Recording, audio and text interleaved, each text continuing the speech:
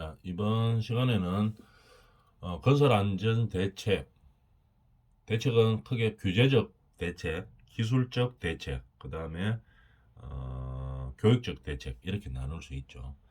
그 중에서 규제적 대책의 예를 들어보면서 어떤 문제점들과 개선점이 있는지를 알아보도록 하겠습니다. 규제적 대책, 법규로서 어떻게 강제한다는 얘기겠죠. 그럼 어떤 것들이 있나 한번 알아봅시다. 기존에서 어떤 문제가 있었나 하면 건축 허가 대상 모든 건축물은 반드시 전문가의 감리를 받아야 됩니다. 시공하는 사람 말고 감독하는 사람이죠. 감리를 받아야 된다 이 말입니다. 건축 신고 대상도 있고 허가 대상도 있죠. 조그만 규모는 다 거의 신고라고 보면 예를 들어서 뭐 농가주택 조그만 것만 한 20평 짓는다 이러면 그냥 신고 대상이죠. 근데 이제 건물이 일정 규모 이상이 되면 다 허가를 받아서 허가대로 건물을 지어야 됩니다. 근데 이 허가 대상은 시공자 이외에 감리자가 반드시 있어야 돼요. 그래서 건축 행위를 할 때 감독을 하는 거죠. 관리 감독을 하는 겁니다. 그래서 관리 감독을 통해서 어떻게 똑바로 짓고 있는지 없는지를 검사를 받는 거겠죠. 감리를 받아야 된다 이렇게 해놨는데 이 법에 따라서 문제점이 있습니다. 어떤 문제점이 있나 한번 볼까요? 건축 공사를 할 때 시행하는 주체, 건축주가 되겠죠. 건축주, 시행 주체, 발주 방법에 따라 다른 법률에 의한 감리 제도가 시행되고 있습니다. 다 다르다 이 말이죠. 뭐 하느냐에 따라서 예를 들어서 총 공사비 200억 이상의 국가 발주는 누가 어떤 법에 의해서 그런 규제를 받나 하면은 건설기술진흥법에 대해서 받습니다. 그죠? 그럼 이건 누가 감리해야 되는가 하면은 건설기술 용역업체가 감리를 해야 되는 겁니다. 그 다음에 총 공사비 200억 이하 국가 발주 또는 개인 발주 이런 거는 전부 다 건축사가 건축법에 의해서 감리를 하고 있습니다. 다르죠 주체가 감리하는 주체가. 이 경우에는 건설기술 용역 업체가 해야 되고 여기는 건축법에 의해서 건축사가 감리를 해야 됩니다. 그 다음에 또 주택할 때는 누가 하느냐 하면은 주택법에 의해서 감리 업체가 300세대 이상의 공동주택은 감리를 해야 됩니다. 이 다 달라요. 이 법에 따라서. 그러니까 발주 방법이 뭐냐, 국가가 하는 200억 이상이냐 아니면 200억 이하의 국가 발주냐 아니면 개인 발주냐에 따라서 또는 뭐 공동주택이냐에 따라서 감리 업체가 다 다릅니다. 감리 주체들이. 그러다 보니까 일어나되지 않죠. 안전관리를 하는데 이 법에 따라서 이 규모는 다르고 이 규모도 다르고 이 규모도 다르고 이렇게 다 다르다 하는 문제가 있다는 얘기겠죠. 감리 제도의 일원화가 필요하다 이 말입니다. 누가 하더라도 어떤 공사를 하더라도 감리 전문 업체가 있어야 되는 거죠. 감리를 전문으로 하는 업체. 그런 게 필요한 겁니다. 그냥 감리가 아니고 안전감리를 전문으로 하는 규제적 대책이 필요한 거겠죠. 의무화 시켜야 되는 거겠죠. 물론 요즘은 안전관리자들이 안전관리를 하고 있죠. 그 현장에서 소속돼가 있고 감리를 할 때도 어떻게 안전관리자만 있다고 되는 것은 아니겠죠. 그 안전관리자가 똑바로 하고 있는지 없는지를 관리 감독을 해야 되겠죠. 그런 업체가 안전관리를 해야 되는 전문성 있는 업체가 법제화되어야 된다는 얘기겠죠. 일어나도 되고 그냥 감리 업체가 다 하는 게 아니고 안전까지 보는 게 아니고 안전감리를 전문으로 하는 업체가 이제 시행이 돼야 된다 이런 얘기입니다.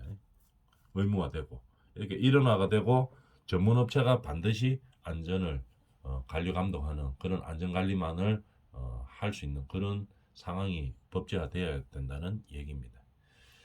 그 다음에 이 건설 현장에서는 요즘은 조금 이제 바뀌었죠. 법이 개정되면서 조금 바뀌었는데 예전에는 안전감리를 누가 했는가 하면은 안전관리자들이 건설 현장에서는 시공 기술자들이 다 겸하고 있었습니다. 시공도 하고 안전도 같이 하고 이런 상황이 되었죠. 그러다 보니까 전문성이 떨어지죠. 그러고 또 시공하다가 늘 바쁘다 보니까 안전은 또 관리도 잘 안 합니다. 이런 문제점이 발생하고 있죠. 그래서 이제 법이 바뀌었죠. 21년도에 우리가 뭐 건설업도 마찬가지고 모든 업체에서 예를 들어가 규모 같으면은 인원으로 고정 인원들이 있는 사업장들이 있죠. 그럼 상시 고용 인원 300인 이상이 되면은 안전관리자를 반드시 두도록 법이 직접 고용하도록 법이 바뀌었습니다. 이런 식으로 자꾸 법이 개선되어 가는 거죠. 개선 후에 안전관리 전문 인력을 확보를 해야 된다 이런 얘기입니다. 의무화를 추진해가지고 법이 개정됐죠. 조금 더 이제 강화시켜서 전문 인력을 확보해서 전문가들이 안전관리를 하면 안전사고가 좀 더 줄일 수가 있겠죠.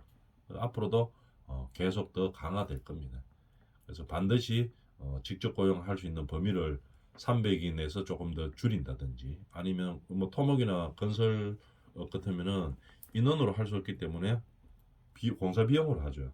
그 공사 비용을 뭐 현행 뭐 120억에서 건축 공사 같으면 뭐 120억 이렇게 돼가 있죠. 이 금액을 좀 더 줄인다든지 이런 식으로 자꾸 개선을 시켜 가는 겁니다. 그리고 또 필요한 게 안전관리자들은 또는 보건관리자들은 반드시 그 업무만 해야 된다. 이런 법규를 이제 만들려고 하고 있죠. 그리고 또 필요하고 그래서 겸업을 할 수 없다. 겸직을 할 수 없다. 이런 식으로 이제 법을 자꾸 개선을 시켜가면 전문성이 더 높아지는 거겠죠. 이제 곧 그렇게 바뀌어 갈 거라고 보고는 있습니다.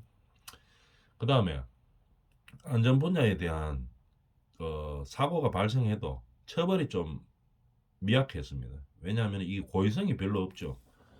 이거 뭐 사고가 중대 사고가 나고 싶어서 나고 그런 게 아니기 때문에 고의성이 별로 없습니다.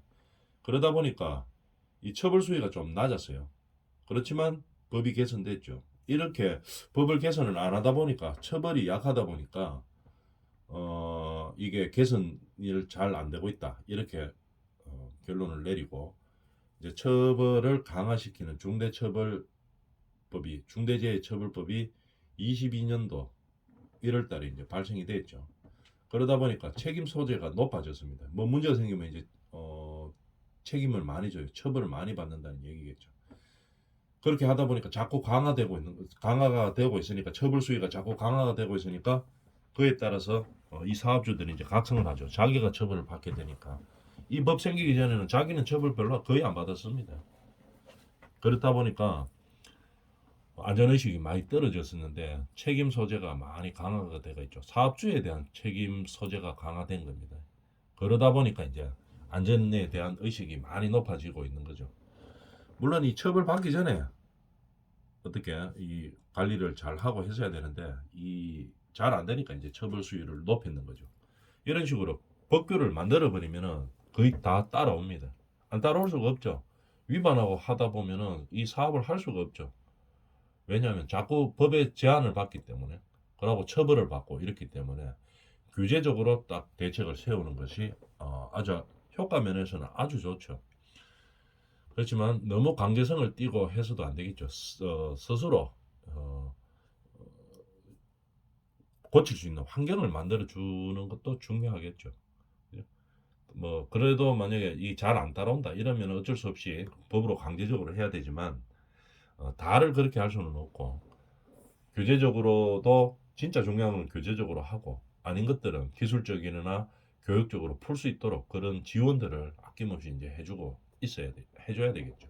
그러면서 바꿔가야 되는 겁니다. 그 다음에 교육적 대책에 대해서 한번 볼까요? 자, 어떻게 교육을 하느냐?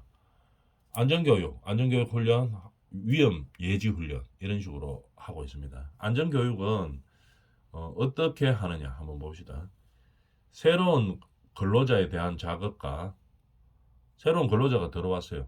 그러면 이 작업에 대해서 안전교육을 시켜야 되겠죠. 교육적 대책. 이 작업을 하다 보면은 어디에서 어떤 부분에서 안전사고가 날 가능성이 높다. 그죠? 그러니까 여기에서 조심해야 된다. 이런 교육을 시켜야 됩니다. 왜 그런가 하면은 여기서 보면 알다시피 요 옆에 필요성이 있죠. 통계를 보면은 건설재해의 80%가 66개월 미만의 근로자들, 취업한 지 6개월 미만 근로자들에게서 발생하고 있습니다. 이걸 생각해 보면은 이 미숙련공들이 안전사고를 많이 발생시킨다는 얘기겠죠.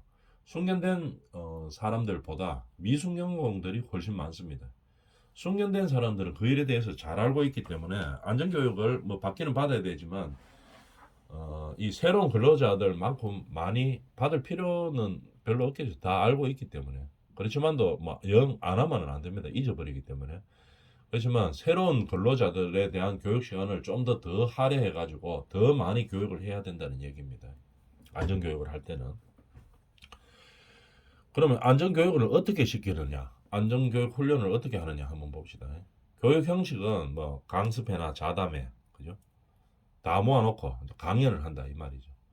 아니면은 반장님들이 매일 아침에 이제 모아놓고 그 자기 반에 대해서 오늘은 무슨 일을 할 건데 여기에 대해서 조심하세요 하면서 이제 이렇게 어, 이야기를 하는 거죠. 뭐 커피 한 잔 먹으면서 보통 이야기를 하죠. 일하기 시작하기 전에 이렇게 하는데 이거 교육을 자꾸 하다 보니까 뭐 간담회를 너무 어렵게 안전교육을 시키고 뭐 구구절절히 뭐 너무 세세하게 시키고 이러니까 효과가 좀 떨어집니다. 그런 통계들이 있죠. 왜냐하면 너무 막 복잡하게 하고 이러면은 근로자들이 잘 안 듣습니다.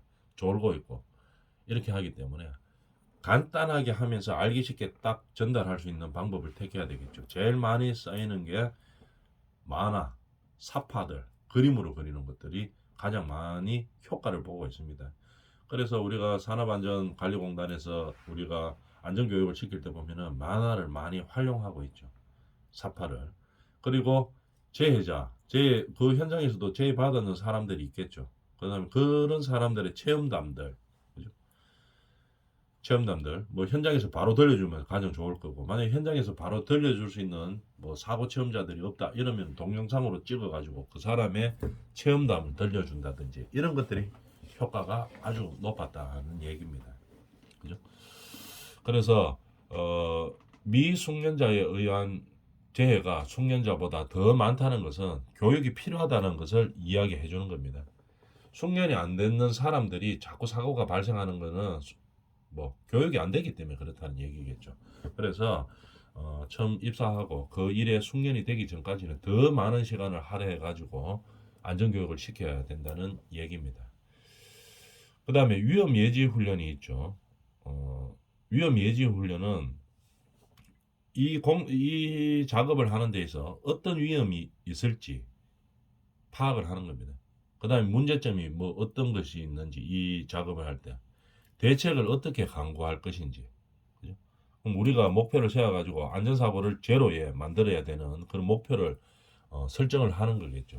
그죠? 설정을 하고 나면은 이 설정을 위해서 뭐를 실천해야 될 것인지 이런 목표를 설정해야 됩니다. 예를 들어서 뭐 거푸집을 해체할 때 사다리 위에 올라서 가지고 높다고 해가지고 사다리 위에 올라서 가지고 거푸집을 해체하다가 똑 떨어지는 추락하는 이런 사고를 많이 발생하니까 반드시 뭐 어, 고정 비계를 설치한 이후에 그다음 그 비계 위에 올라가서 그다음에 비계에서는 또 뭐가 있습니까? 안전 펜스가 있고 그렇게 안전모를 쓰고 안전고리까지 건 상태에서 반드시 거푸집을 해체하겠다. 뭐 이런 목표를 설정하는 거겠죠. 실제로 그래 하면은 사람이 다칠 일이 별로 없죠.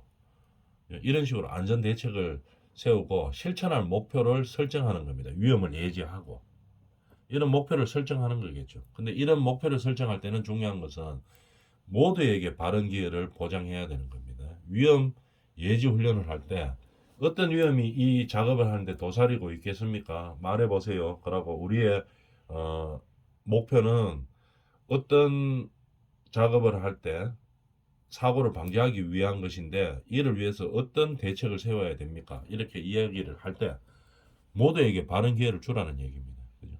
그럼으로써 어떻게 됩니까? 참여의식이 높아지겠죠. 근로자들이. 안전에 대한 참여의식이 높아집니다. 뭐 예를 들어서 반장들만 전부 다 이야기하고 대책도 반장이 이야기하고 문제점도 반장이 이야기하고 실천할 목표도 반장이 이야기하고 이러면은 근로자들이 어떻게 합니까? 자기는 이 주체 세력이 아니구나. 뭐 하락하는 대로 하지. 이제 이렇게 될 수가 있습니다. 그래서 다 똑같이 얘기하고 안전회의 할 때는 그 다음에 자기 주도적으로 행동할 수 있는 그런 여건을 만들어줘야 된다는 얘기입니다. 교육적 대책입니다. 그 다음에 이런 교육적 대책을 세우고 실제로 이제 일을 하러 들어갑니다. 일을 하러 들어갈 때 기술적으로도 실제로 막을 수 있는 대책들을 세워줘야 되겠죠. 저 앞전 시간에도 이제 이런 사파 내용들을 가지고 많이 우리가 다루어 봤지만 그림으로 보면 알죠. 이게 이제 그림으로 되면 이렇게 쉽다는 얘기입니다. 이해하기가 쉬워. 이 사람이 왜 미끄러졌습니까? 여기 올라가다가 이쪽에 위에서 작업하려고 이제 올라갔겠죠. 이쪽으로 에지빔 타고 사다리 형태로 되어 있는 거 타고 올라가다가 미끄러졌는 겁니다. 일하다가. 한번 볼까요? 요 글씨 보이죠? 읽어줄게요. 쪼면하니까. 2층에서 추락 방지망 설치를 위한 작업 과정 중에서 여기다가 이제 추락 방지망 치려고 요 사람이 추락 방지망 치는 사람이었습니다. 과정에서 하부로 떨어진 자재를 가져오기 위해 철골 기둥, 성강용 트랩으로 내려가던 중 9m 바닥으로 추락해서 사망한 사람. 그런 유형이죠. 뭐냐면은 여기서 이제 안전망 낙하물 방지망 치고 있었는데 하다가 이제 자기가 도구를 떨어뜨렸어요. 그래가지고 요거 주워 오려고 요 기둥 사다리 타고 내려가다가 이제 추락해가 이제 사망한 사고죠. 그 다음에 이 사람은 보면은 볼트 조립을 위해서 여기서 이제 실제로 철골 볼트 조립을 하는 겁니다. 그래서 철골 볼트를 조립하기 위해서 요로 이제 이동을 했겠죠. 이동하다가 미끄러졌는 거죠. 중심을 잃어가지고 4m 아래로 떨어져가지고 추락했다. 추락해서 사망했다 이 말입니다. 이런 식으로 추락하면 거의 다 사망입니다. 높이가 있기 때문에. 그래서 이런 것들을 그러면 기술적으로 방지할 수 있나? 다 방지할 수 있죠. 그죠? 여기 낙하물 방지망 아까 처음에 치던 사람은 어떻게 해야 됩니까? 낙하물 방지망 그러면 없는 상황에서 공사를 했겠죠. 그렇지만 이 낙하물 방지망이 없더라도 이런 안전고리들이 있으면은 추락해서 사망은 안 하죠. 조금 다칠 수는 있겠지만 중대하게 다치고 그러지는 안 합니다. 그죠? 그 다음에 그럼 안전고리를 걸고 이제 작업을 했다든지 아까 두 번째 사고 같은 거 여기서 볼트 체결 작업 하려고 이 사람이 서가 있죠. 요렇게 써서 합니다. 근데 이거 정말 위험합니다. 이거 이 사진도 지금 잘못됐어요. 볼트 이런 볼트 작업할 때는 달대 비계라고 하죠. 조그만 비계 딱 만들어 가지고 거기에 타고 그 다음에 해야 됩니다. 일반적으로 우리가 볼 수 있는 거 보면 장비 중에 뭐 스카이크 하는 장비 있죠. 조그만 애가 이제 막 움직일 수 있는 거 좌우 상하로 다 움직일 수 있는 그런 장비들처럼 되어 있는 비계를 타고 그 다음에 일해야 됩니다. 이 사람 진짜 위험하게 일하죠. 안전거리가 물론 이제 걸려가 있겠지만 이 지금 그림에 보면 없는 것 같네요. 안전거리가 있다 하더라도 이 사람은 진짜 위험합니다. 잘못가 떨어지면은 이 낙하물 방지망도 없는 데다가 잘못하면은 큰 사고 나겠죠. 볼트 작업할 때는 달대 비계 요 있네요. 달대 비계. 요렇게 달대 비계를 설치하고 해야 되는 겁니다. 요렇게 요 그림 보이죠? 요거. 요 안에서 타고 요걸 고정시켜 놓고 요 안에서 이제 작업을 해야 되죠. 이 메달리가 이 작업하고 이렇게 하면 큰일 나는 겁니다. 그 다음에 이제 이 볼트 작업하기 위해서 이동할 때는 어떻게 요렇게 안전고리 걸고 있죠. 그죠? 낙하물 방지망이 분명히 밑에 이런 식으로 있었을 겁니다. 안전고리 걸고 낙하물 방지망 해놓고 안전모 쓰고 이렇게 하면은 안전사고가 혹시 발생하더라도 중대재해 사고는 방지할 수가 있겠죠. 이런 식으로 대책을 세우고 해야 되는 겁니다. 추락 방지 대책. 그 다음에 승강 트랩. 이 철골에는 이거 보면 일로 올라다닐 수 있는 사다리 같은 걸 만들어 놨죠. 근데 아까 그 사람이 왜 떨어졌냐면은 여기에 생명 로프가 없는 거죠. 요 로프를 걸어 놓고 요 떨어지면 탁 걸리도록 만들어 놔야 됩니다. 안전고리를 걸고 내려가다가 떨어지면 미끄러지더라도 탁 걸리도록 해놔야 되는데 요 생명 로프를 설치를 안 해서 아까 이 사고의 사람이 미끄러져 가지고 추락해 가지고 이제 사망했는 사고. 요 생명 로프 걸어 놓고 안전거리로 생명 로프에 걸려가 있었으면 이 사람 추락 안 했겠죠. 요렇게 하나가 좀 귀찮다고 저는 일하는데 조금 긁어적거린다고 거추장스럽다고 안 해버리면은 이렇게 큰 사고로 이어질 수 있는 거겠죠. 생명 로프를 설치하고 있는 겁니다. 그 다음에 단부, 이 떨어지는 면이 있죠. 끝나는 면 여기는 반드시 안전 난간대를 설치해야 됩니다. 이런 식으로 안전난갈대를 여기는 지금 설치대가 있죠. 여기도 설치대가 있고 이러다 보면 여기 작업하다가 떨어지는 일은 방지할 수가 있겠죠. 우리는 이 담부에서 가만히 서 있는 것도 위험한데 이 사람들은 근로자니까 작업을 하죠. 여기에 서서 작업을 합니다. 그러다 보니까 중심을 잃을 가능성이 훨씬 더 높아요. 가만히 서가 있는 것보다. 그렇기 때문에 항상 안전난간대는 무조건 설치하고 해줘야 된다는 얘기입니다. 그 다음에 이런 거 아까 이야기했던 볼트 작업할 때는 반드시 이 달대 비계 안에서 타고 해야 되는 겁니다. 그죠? 만약에 이제 여건이 되면 이 달대 비계보다도 조금 더 안전한 게 뭐 렌탈 같은 거 있죠. 렌탈. 고소 작업대라고 이야기하죠. 현장에서는 그냥 렌탈이라고 하는데요. 고소 작업대 밑에서부터 쭉 올려가지고 사람이 안전하게 좌우로 다니면서 상하 좌우로 다 움직일 수 있죠. 그렇게 하는 리프트들을 밑에 설치해 놓고 그 다음에 이런 작업을 해야 됩니다. 근데 그렇게 잘 안 하는 이유가 이 청소가 막 올라가면은 이 바닥이 이 작업만 하는 게 아니죠. 다른 작업도 막 같이 하고 있죠. 그러다 보니까 그 고소 작업대가 좌우로 움직일 만한 공간들이 별로 없습니다. 정확한 위치에 요 위치에 서서 해야 되는데 밑에 그 작업대를 움직일 수 있는 여유가 별로 없는 상황이 되죠. 그러다 보니까 잘 설치를 안 하고 그냥 해버리는 그런 경우들이 있죠. 그렇지만 최소한도로 고수 작업대가 안 되면 그거보다는 조금 위험하지만 이런 달대 비계라도 설치해서 이렇게 작업을 해야 되는 겁니다. 볼트 작업을. 이런 식으로 그냥 매달려 가지고 작업하고 이렇게 하면 큰일 나는 거죠. 이런 식으로 안전 대책을 세운 다음에 기술적인 대책을 세운 다음에 작업을 해야 된다는 얘기입니다. 그 다음에 충돌 협착. 뭐 어떤 사고냐면 이것도 많이 발생하는 사고입니다. 뭐냐면 이 펌프카가 이제 콘크리트를 타설하기 위해서 펌프카가 이렇게 날개를 폈습니다. 왜냐하면은 이 무게가 상당하죠. 길이도 길고 펌프 뿜대라고 이야기하는데 길이도 길고 콘크리트를 쏘아 올리기 때문에 콘크리트 무게가 상당히 무겁습니다. 여기서 이 안까지 다 지금 콘크리트가 채워져 있는 상황이죠. 그러다 보니까 이 무게가 상당히 무거워지죠. 그런데 이 땅이 연약 지반입니다. 이거 보는데 이 땅이 연약인지 아닌지 잘 모르죠. 그렇기 때문에 어떻게 됩니까? 이 날개를 뻗는다고 이야기하죠. 날개 뻗어가 중심을 잡기 위해서 날개를 뻗는데 이 날개 뻗은 것 밑에 그죠? 이렇게 넓은 평판을 둬야 되는 겁니다. 넓은 평판.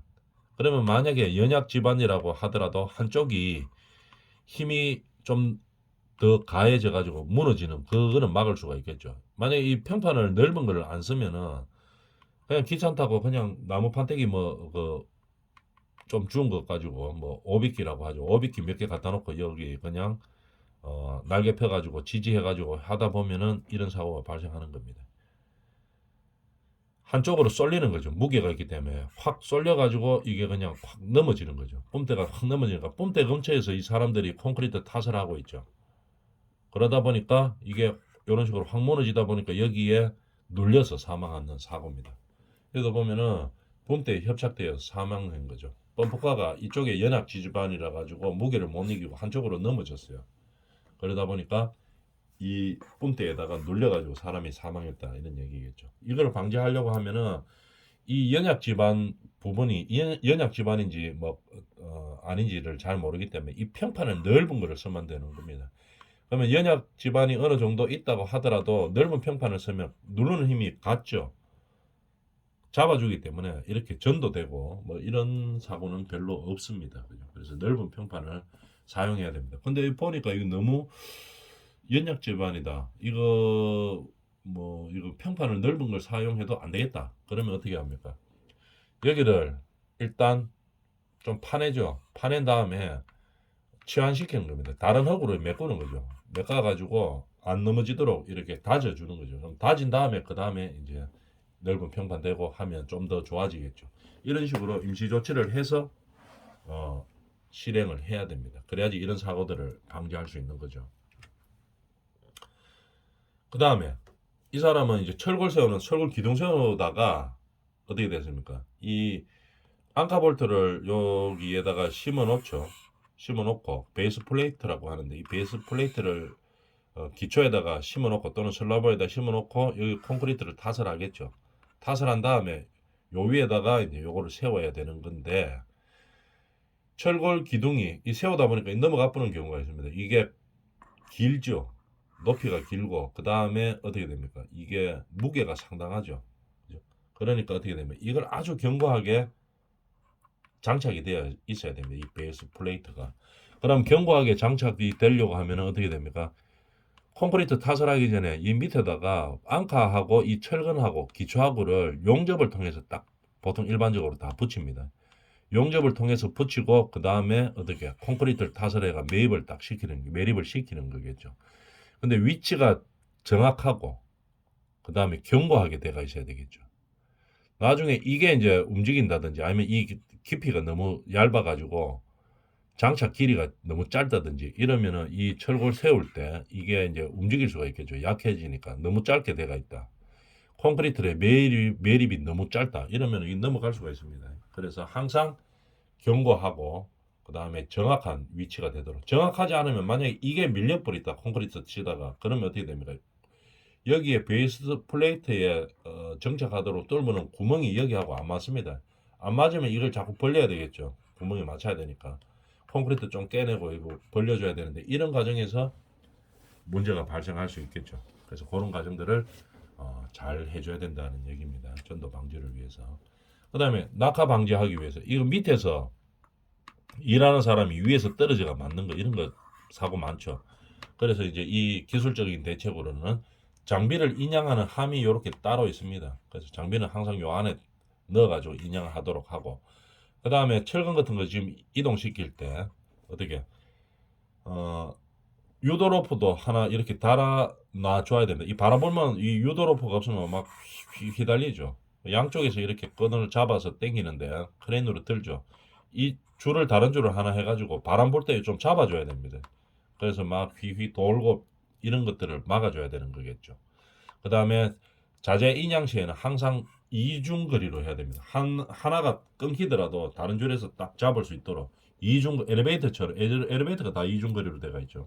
이런 식으로 이중 거리를 해서 인양을 시켜야 됩니다. 그래서 혹시 모르게 하나가 끊기더라도 한쪽에서 잡고 있도록 이런 식으로 뭡니까 기술적 대책을 세우는 거죠.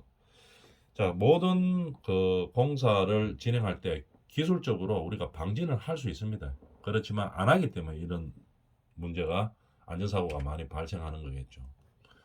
그 다음에 붕괴사고 이 사면에서 이래 보면은 비가 오든지 해가지고 이 붕괴될 가능성들이 좀 높습니다. 근데 이 사람은 이해를 해야 되죠. 여기서 지금 관을 갖다가 용접하는 작업을 하고 있습니다. 작업하고 있는데 이 하다가 이 무너질 수가 있다는 말이겠죠. 그러면 이쪽에 아무도 없으면 그냥 흙에 매립돼가 사망하겠죠. 요런 장치들을 해놓고 요 안에서 용접 작업을 하는 겁니다. 그러면 이쪽에 흙이 무너져도 어떻게 됩니까? 여기서 사람 있는 데로는 안 들어오죠. 요 바깥에만 있게 되니까. 이런 판넬을 설치한 후에 요 판넬 안에서 뭘 해야 됩니까? 이 작업을 해야 되는 거죠. 요도 지금 판넬 해놨네요. 요 판넬 해놓고 여기도 판넬 해놓고 그 다음 요 안에서 용접하고 있습니다. 그럼 혹시 여기서 흙이 무너지더라도 안으로 안 들어오죠. 이 사람이 있는 데는. 그죠? 무너지면 다시 흙만 걷어내면 되는 거니까 여기서 판넬을 치주고 작업을 해줘야 된다 이 말입니다. 그러면 혹시 붕괴되더라도 이 흙 속에 매립돼 가지고 사망하는 이런 경우는 막을 수가 있는 거겠죠. 사면 붕괴가 될 때 매립되어서 사망되는 사고를 막을 수 있는 겁니다. 이런 식으로 안전관리를 하는 거죠. 자, 기술적 대책까지 알아봤습니다. 이번 시간에 여기까지 합니다.